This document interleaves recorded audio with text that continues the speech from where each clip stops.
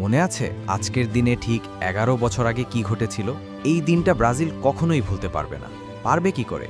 একে তো বিশ্বকাপের সেমিফাইনাল, তার উপর ঘরের মাঠে খেলা।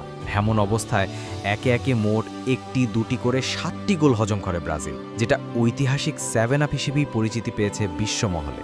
সেলেসাওরা যতই চেষ্টা করুক, কোনোভাবেই এই দিন ভুলতে পারবে না তারা। যেখানে তারা স্বপ্ন বুনছিল ষষ্ঠ শিরোপার, সেখানে তাদেরকে ৭ গোল খাইয়ে দেয় জার্মানি। যে লজ্জা বয়ে বেড়াতে হচ্ছে আজও। ১১ বছর পেরিয়ে গেলেও সেই ক্ষত শুকায়নি। না জিতেছে একটি বিশ্বকাপ, না পেরেছে জার্মানির উপর প্রতিশোধ দিতে।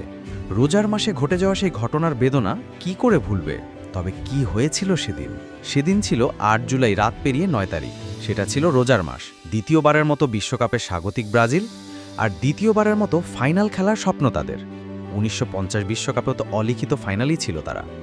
এবারও নিজেদের ঘরের মাঠে স্বপ্ন বুনছিল আরও এক ফাইনালের, যেখানে তাদের সামনে বাধা টুর্নামেন্টের সবচেয়ে ফেভারিট জার্মানি। নিজেদের মাঠ বেলো হরিজন্তে মাঠে নামে ব্রাজিল, যেখানে প্রতিপক্ষ জার্মানি। নেইমারকে ছাড়া ব্রাজিল ছিল ব্যাকফুটে। বড় ধাক্কা হয়ে আসে ডিফেন্সের মূল তারকা থিয়াগো সিলভার দলে না থাকা। হলুদ কার্ডের নিষেধাজ্ঞা তাকে দলের বাইরে রাখে। একাদশে ছিলেন না দানি আলভেজও। সব মিলিয়ে ডিফেন্সের অবস্থা তখন বাঁশের বেড়ার মতো। বাংলাদেশে তখন গভীর রাত, যখন মাঠে নামে জার্মানি ও ব্রাজিল। রোজার মাসে অনেকেই তখন প্রস্তুত সেহেরি করার জন্য। খাবার খেয়ে দেখবেন প্রিয় দলের খেলা। বিশ্বকাপ সেমিফাইনাল বলে কথা। দান্তে ও ডেভিড লুইজের উপর ভরসা রাখতে না পারলেও রাখতে হচ্ছিল কোচ লুইস ফিলিপে স্কোলারিকে। কিন্তু সেই সুযোগ কাজে লাগিয়ে ফেলে জার্মানি। প্রথম ৩০ মিনিটে যে ঝড় বয়ে গেছে, সেটার ক্ষত এখনও আছে তাদের মাঝে। ম্যাচের মাত্র ১১ মিনিটের মাথায় টনি ক্রুসের কর্নার হতে বক্সের মাঝা ফাঁকা জায়গায় বল পেয়ে যান থমাস মুলার। ডান পায়ে শটে জালে জড়িয়ে দেন তিনি। এই গোল দেখে হয়তো অনুমান করা যায়নি একটু পর কি হতে যাচ্ছিল। ২৩ হতে ২৯, ৬ মিনিটে ব্রাজিল যেন কমায়। ২৩ মিনিটে মুলারের কাছ থেকে ক্লোজের কাছে বল। প্রথম শট ঠেকিয়ে দেন গোলকিপার, তবে ফিরতি শট জড়িয়ে যায়।